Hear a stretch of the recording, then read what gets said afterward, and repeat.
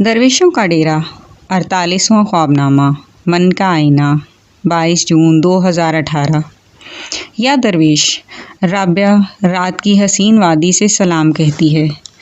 اے درویش، رابعہ افسوس کے ساتھ کہتی ہے کہ کھوکھلے معاشرے، کچلے ذہن، احساس برتری میں چھپی کمتری والے معاشرے کبھی اپنے ہیرو آرٹسٹ کو نہیں بناتے۔ ان کے ہیرو جرنیل، بیوروکریٹ اور آمر ہوا کرتے ہیں۔ درویش کے والد اور والدہ والے دکھی سوال کے لیے رابعہ معذرت چاہتی ہے، مگر یہ کرنا ضروری محسوس ہوا کہ طبیب کی مجبوری ہوتی ہے کہ وہ جسم کا کوئی حصہ کاٹ کر ہی اندر سے علاج کرتا ہے۔ لیکن جب مریض بہتر ہو جاتا ہے تو بس ٹانکوں کے نشان رہ جاتے ہیں۔ یوں دونوں کو خوشی ہوتی ہے۔ اب دیکھیے درویش کے والد کے ساتھ جو کچھ ہوا وہ غیر ارادی تھا، اور درویش کی والدہ کے ساتھ جو کچھ ظاہر ہوا وہ سب بھی غیر ارادی رد عمل تھا۔ اگر والد کا حال کسی حادثے کے باعث نہ بدلتا تو والدہ کا مستقبل بھی تغیر پذیر نہ ہوتا۔ اگر والدہ کے خواب والد سے جڑے رہتے تو وہ درویش کو یہ نصیحت نہ کرتی۔ آج رابعہ قاسم علی شاہ کا ایک کلپ سن رہی تھیں جس کا عنوان تھا ولی ساز۔ رابعہ کو موضوع نے روک لیا۔ ولی سے بڑا رتبہ ولی ساز کا ہوتا ہے۔ بریکٹ آف عشق و مشق کبھی نہیں چھپتے، واصف علی واصف کا قول ہے۔ درویش کی سب سے بڑی درویشی یہ ہے کہ وہ اپنی درویشی چھپا جائے۔ بریکٹ آف درویشی بڑی چمکدار چیز ہے، روحانیت کی اپنی چمک ہوتی ہے، خود ہی پھیل جاتی ہے، مگر بعض اوقات ہوتا یوں ہے کہ یہ اللہ کی طرف سے چھپ جاتی ہے۔ بعض اوقات ولی کی دعا ہوتی ہے کہ یا اللہ چھپا لینا۔ بندہ تو اپنی مجازی محبت چھپاتا ہے تو حقیقی کیوں نہیں چھپائے؟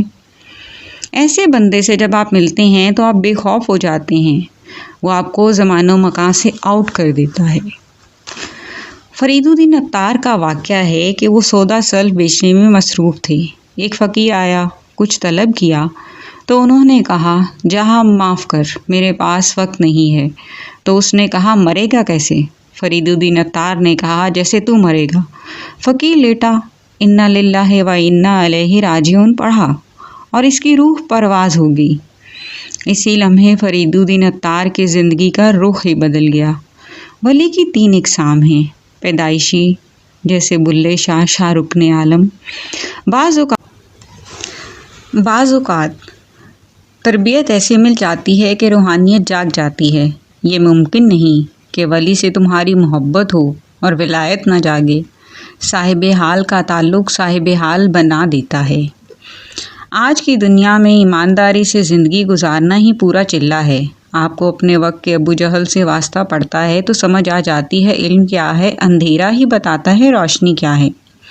اس لیکچر کے نکات سے رابعہ کی نگاہ مشاہدہ کتنے ہی ولی سازوں تک سفر کر گئی، کتنے ہی ابو جہل اس کی نگاہ تصور میں لہرانے لگے۔ درویش کے والد کے حالات نے انہیں صوفی بنا دیا۔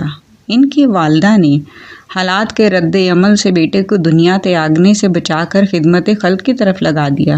یہ دنیا واقعات در واقعات کی وہ کڑی ہے جو مشاہدہ اور ریاضت مانگتی ہے۔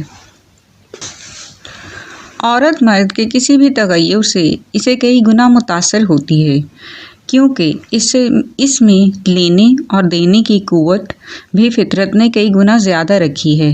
رابعہ نے جس رد عمل کا ذکر 9 ماہ بعد ولی مثال سے کیا ہے وہ اولاد کی پیدائش ہے، جو ایک لمحاتی عمل کا رد عمل ہے جو کئی گنا ہے۔ وہ ایک خون کے قطرے جتنا لیتی ہے مگر اسے سینچ کر رد عمل میں پوری جان، پورا سنسار دیتی ہے۔ یہی کلیہ اس کی پوری زندگی پہ حاوی دکھائی دیتا ہے کہ وہ اظہار ذرا تاخیر سے کرتی ہے، احساسات میں بھی دھیرے چلتی ہے، جذبات میں بھی آہستگی ہے۔ اس کا پروسیس فطری طور پر سلو ہے مگر کئی گنا زیادہ اور مکمل ہے۔ یہی وجہ ہے کہ عورت نے آج تک کبھی نہ خدائی کا دعویٰ کیا ہے، نہ پیمبری کا اور پیغمبری کا۔ یہ دونوں کام جلد بازی کے مرہون منت ہیں۔ مرد جلد باز ہے، طاقت کے نشے میں خدا بن بیٹھتا ہے۔ یہی وجہ ہے کہ مردوں کی اکثریت عمر کے آخری حصے میں ذہنی امراض کا شکار خواتین کی نسبت زیادہ ہوتی ہیں۔ رابعہ آج ایک اور نتیجے پہ پہنچی ہے۔ درویش جس دن دیوانگی سے بچنے نکلا تھا وہ اس میں مبتلا ہو چکا ہے، کیونکہ وہ اس کے جینز میں تھا۔ بظاہر وہ ایک سیکولر درویش ہے، باطن وہ لاشعوری طور پر اپنے والد کے نقش قدم پر ہے۔ اس کی ماں نے نصیحت تو نبھا دی، مگر باپ کے جینز سے قدم با قدم چلا، ورنہ نہ تو وہ نفسیات پڑھ کر لوگوں کی خدمت کر رہا ہوتا، نہ ہی بغیر معاوضے کے بہت سے آرٹیکل لکھ کر دوسروں کے اذہان کے در پہ دستک دے رہا ہوتا۔ نہ ہی اس نے بغاوت میں اپنا نام بدلا، نہ ہی انسانیت کے لیے نقصان دہ پیشہ اختیار کیا۔ وہ بغاوت میں منشیات فروشی بھی کر سکتا تھا، بم بلاسٹ بھی کر سکتا تھا۔ ایک صوفی کا بیٹا صوفی نہ بنا، مگر اس کے جینز اپنا کام کر رہے ہیں۔ رابعہ ایک بار پھر سرحد پار کر گئی ہے، مگر کیا کرے، اس کی فکر اسے ہاتھ تھامے لیے پھرتی ہے، اور وہ اپنا بوجھ اتارے بنا رہ نہیں پاتی کہ قلم کار کی فکر اصل میں بوجھ نہیں امانت ہوتی ہے۔ اسے یہ امانت لوٹا دینی چاہیے۔ جو نہیں لوٹاتا وہ بے سکون ہو جاتا ہے۔ بے سکونی کسی ذہنی مرض کا پیش خیمہ ہے۔ درویش رابعہ نے درویش کا زمینی تلخ حقائق پہ مبنی فلسفہ حسن پڑھا، جس سے رابعہ منکر نہیں ہو سکتی۔ رابعہ MA کے سال اول میں تھی۔ ایک دن شاید اسے بھی اپنی 4 کتابیں پڑھ لینے کا مان اپنے ایک استاد محترم ڈاکٹر خورشید رضوی کے پاس لے گیا۔ رابعہ نے کتابی علم کو بنیاد بناتے ہوئے کم مشاہداتی سوال کر لیا: سر، نہج البلاغہ اور شیکسپیئر کو پڑھنے کے بعد یوں لگتا ہے جیسے شیکسپیئر نے نہج البلاغہ سے بہت کچھ لیا ہو۔ رابعہ کے نیم فاخرانہ لہجے کے جواب میں ڈاکٹر صاحب نے بہت مطمئن ٹھہرے ہوئے لہجے میں کہا: یونیورسل ٹروتھ کبھی نہیں بدلتے۔ جس کو آپ مماثلت کہہ رہی ہیں وہ کائنات کی غیر متغیر سچائیاں ہیں۔ وہ دن تھا کہ رابعہ ہر بات، ہر رویے، ہر چیز کو کائناتی سچائی پہ بھی دیکھنے لگی۔ لہٰذا درویش کے بیان کی سچائی سے بھی کوئی انکار ممکن نہیں، مگر رابعہ کے سوال کا غیر طبعی جواب بھی درویش کے خط میں موجود ہے کہ انسان کی مثبت سوچ اور رویہ اس کا حسن بن سکتا ہے، اور منفی سوچ اور رویہ اس کے حسن کو ماند بھی کر سکتے ہیں۔ جہاں تک درویش کا خیال ہے، ظاہری حسن سراب ہے، ہو بھی سکتا ہے، مگر رابعہ نے اپنی لائف میں دیکھا ہے کہ جوانی تو سب پہ حسین آتی ہے۔ عمر کی پختگی کے ساتھ ساتھ کچھ افراد کا حسن ماند پڑ جاتا ہے، کچھ کا ایسا نکھرتا ہے کہ بچپن اور جوانی میں بھی نہیں تھا۔ یہ ان کے اپنے من کی ریاضت کا سبب بھی ہے، اور نیت کا بھی، عمل کا بھی۔ وہ جو جسمانی لہروں کی بات رابعہ کرتی ہے، یہ لہریں ایک خاص عمر کے بعد چہرے کے خطوط کو متاثر کرنے لگتی ہیں۔ یہی وجہ ہے کہ ہم کسی کے بولے بنا جان جاتے ہیں کہ وہ سخت مزاج، نرم مزاج، میسنا، ایماندار، دھوکے باز اور مکار لگتا ہے۔ اسے فیس ریڈنگ کہہ لیجئے، مگر اس کا تعلق رابعہ کے نزدیک اخراجی لہروں پر بھی منحصر ہے، اندرونی نیتوں پر بھی منحصر ہے۔ کہیں نہ کہیں اندرونی کارروائی بیرونی کارروائی بن جاتی ہے، اور انسان کو علم نہیں ہوتا۔ رابعہ نے ایک خاص عمر یعنی جوانی گزر جانے کے بعد والے افراد پہ اس حوالے سے جو مشاہدات کیے، ان میں ظاہری حسن اور کم حسنی آئینہ ہی پایا۔ من کا آئینہ، سوچ کا آئینہ، نیت کا آئینہ، عمل کا آئینہ۔ کچھ افراد کا حسن اخلاق اور اخلاص کا ظاہری پن رابعہ کے لیے سوال بنا رہا کہ چہرہ کچھ اور کیوں کہہ رہا ہے، لفظ اور ظاہری کردار مخالف کیوں ہیں، لیکن آخر کار اکثر ظاہر کا راز باطن کو کھولتے پایا۔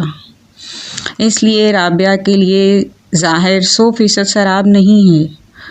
وہ سب سے بڑھ کر اس نے جو دیکھا وہ یہ تھا کہ آنکھیں اس سب کا خلاصہ ہوتی ہیں۔ یا درویش رابعہ کو لگا درویش نے زندگی کے کچھ مراحل طے کیے ہیں۔ رابعہ جاننا چاہتی ہے ارتقاء کے اس سفر کو جو والد صاحب کی ذہنی حالت کے بعد آج ڈاکٹر خالد سہیل تک ہوا۔ یہ سفر ایک انسان کا تنہا نہیں، انسانیت کا مطالعہ ہے۔ اب یہ درویشوں کے ڈیرے کا سفر بھی اپنے پلیٹ فارم پر آ کر ٹھہرنے والا ہے۔ مسافر تھک کے چور ہو چکے ہیں۔ سفر بہت تیز رفتار تھا، کیونکہ سفر وجدان کا تھا، معراج کا تھا، سو کسی کرشمہ سے کم نہیں تھا۔ رابعہ کو ابھی بھی ایک سفر کے بعد کوئی نیا سفر دکھائی دے رہا ہے کہ زندگی کی جب تک سانس ہے، ظاہری سفر کی تب تک کوئی حتمی منزل نہیں ہوتی۔ ایک گہری راز سے رابعہ کو کچھ باتیں کرنا ہے، سو درویش سے اجازت چاہتی ہے۔ نہیں معلوم درویش کی زمین پہ کون سے وقت کا بسیرا ہوگا۔ یہاں تو تہجد کا تارا مسکرا رہا ہے، یہ اس لمحے خوب چمک اٹھتا ہے، نہ جانے کس کا دیدار کر لیتا ہے۔ اس ستارے کا ذکر رابعہ نے اپنی ایک افسانے 7ویں سمت میں کیا تھا۔ اس ستارے کے اسیر اس لمحے جنون کی حالت مست میں آ جاتے ہیں۔ تارائے تہجد بخیر یا درویش۔